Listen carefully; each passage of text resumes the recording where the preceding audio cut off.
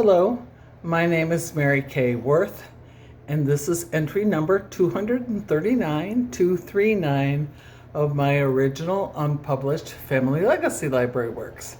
And I'm reading from Route 244 Belmont, and I get to read a special journal entry today. This one's called No Bake Cookies. Here we go. Journal entry, July 1st, 2005. The No Bake Cookie story happened in the month that Nate was home in between the spring semester ending and his departure for the Circle C Ranch for the summer. I had been out for an evening, and upon my return, there was evidence in the kitchen sink that Nate had made no bake cookies. Quickly scanning the kitchen, I noted, though, that there were no cookies in sight. So I asked Nate, "Hey, where are the no bake cookies?" His response from the couch was, "Nope, not tellin'."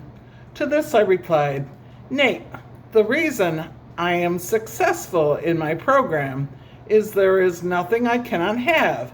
I just have to account for it or exercise it off, and I would like a no-bake cookie." He dared reply a second time, "Nope, not tellin'." I was infuriated, spent 15 minutes hunting for the cookies, and was unsuccessful, and went to bed ticked. The next morning, Nate was called in as a substitute teacher aide, and since we were still a one-car family at this point, we rode in together. We parted in the office, and out of the corner of my eye, I suddenly realized that he was carrying a brown paper bag. He had packed his lunch. There had to be no bake cookies in that bag. I could not pass up the opportunity to retaliate, so I set out on a mission. My first stop was at the classroom where he was assigned for the day. He was not there, so I foraged through the desk that he would be back to work and thinking he had placed it there. No luck. My next stop was a small fridge in the elementary office. Not there either. At this point, it occurred to me that I was the principal and not behaving very responsibly. I needed to give up this personal mission and get to work. My first administrative decision of the morning was to commission one of the secretaries, Flo, to find and sabotage Nate's lunch for me. I explained the rationale for the revenge, assured her that she was acting on my behalf and could blame me for all potential fallout. She was on it. I went about my day. I returned to the elementary office at lunchtime to check in with Flo.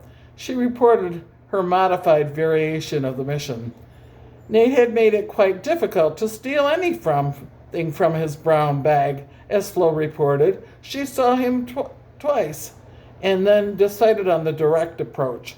She went up to him and said something like, "So, I'll bet you've got no baked cookies in that lunch bag." She proceeded to pour out on the guilt. Rather than tell me what happened next, she just sent me to my lunch pail to see for myself. On a torn piece of brown paper towel, Nate had written me a note in red marker. "Just because I love you, Nate." Wrapped inside was one of his no-bake cookies. I have the note on my refrigerator. It was sweeter than the cookie. And that note is gone now.